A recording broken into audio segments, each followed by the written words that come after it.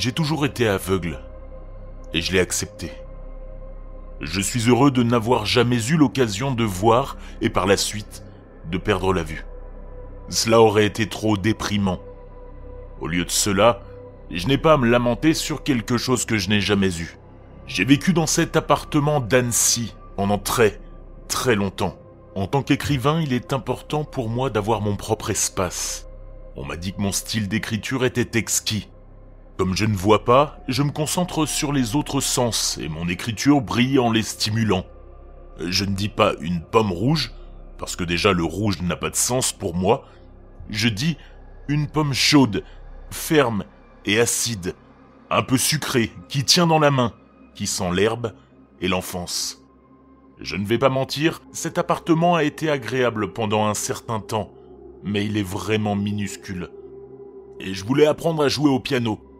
Alors, naturellement, comme j'ai économisé beaucoup d'argent grâce à mon travail, j'ai acheté ce beau manoir en banlieue.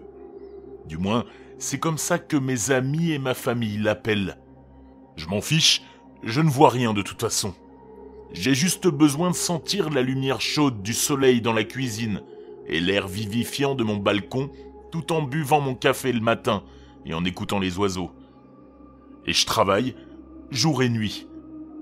Les gens pensaient que ce serait un problème si ma maison avait un étage, parce que selon eux, même si j'ai toujours été aveugle, que je cuisine, que je découpe des objets, que je prends des bains et que je nettoie la maison, je ne suis apparemment pas capable de monter des foutus escaliers.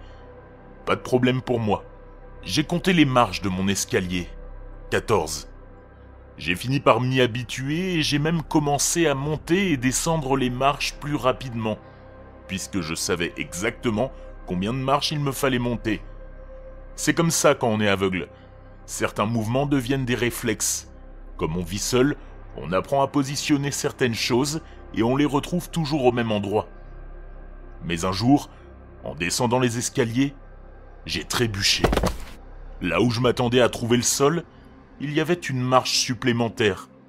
Je n'y avais pas pensé. Je me suis dit que j'avais pas fait attention. Je veux dire, ouais, c'était bizarre, parce qu'après 30 ans de cécité, trébucher n'était pas vraiment une chose courante. Mais je l'ai juste ignoré.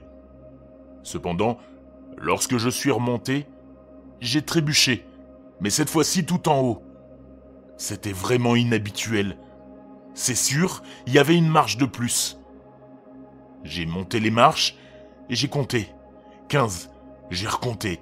14. Qu'est-ce que c'était que ce bordel ? C'est sûr, 14 marches. Peu importe, je suis allé me reposer. Quelques jours ont passé et je n'ai plus trébuché.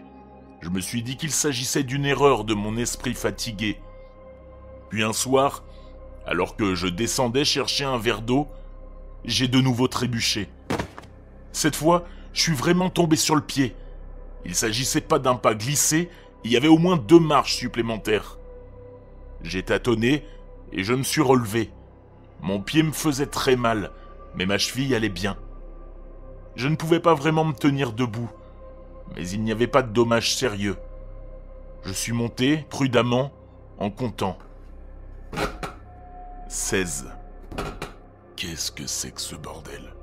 Bien sûr, parfois on peut se tromper. On compte une de plus, un de moins, mais 2 de plus.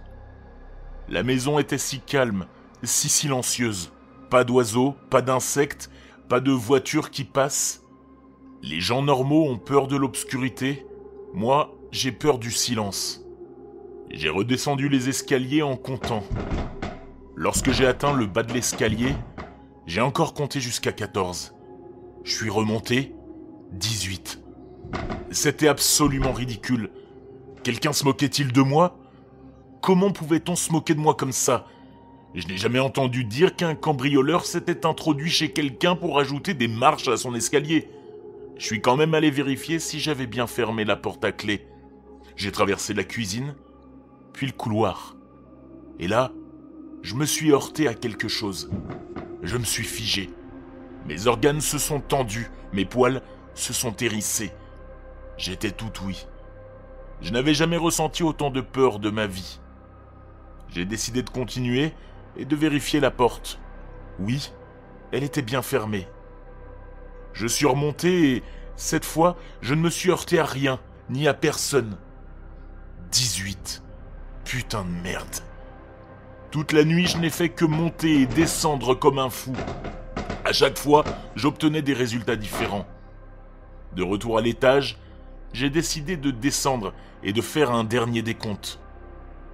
À la 14e marche, je savais qu'il allait en avoir plus. 15. Non, je continue. 17. 19. 21. C'était un record. 27. 33. Ce n'est pas possible. 52. 88. Je sentais vraiment ce sentiment de malheur imminent. Quelque chose était là, avec moi. Et c'était ignoble, dégoûtant et contre nature. Et cet escalier qui n'en finissait pas. 102 marches. J'ai finalement abandonné. Quoi qu'il en soit, je ne voulais pas atteindre le fond. Je suis remonté. Au moment où j'ai tourné le dos pour remonter, j'ai essayé d'être courageux, mais quelque chose s'est emparé de moi, et j'ai couru à quatre pattes, désespéré d'atteindre le sommet, désespéré de courir jusque ma chambre. Je ne me souviens pas comment j'ai réussi à entrer et à fermer ma porte à clé, mais j'ai réussi. Et maintenant je suis assis, sur mon lit, et je vous écris. Cette maison est étrange. Elle est sinistre et inquiétante. Et je pense que si j'avais atteint le bas de l'escalier, j'aurais quitté ce monde. Je ne pense pas que ce soit encore ma maison. Cependant, quel que soit l'escalier stupide, cryptique, sinistre et artificiel que je dévoile, il est important non seulement que je n'y descende pas, mais surtout que rien n'en remonte. Et en ce moment même, je l'entends grincer.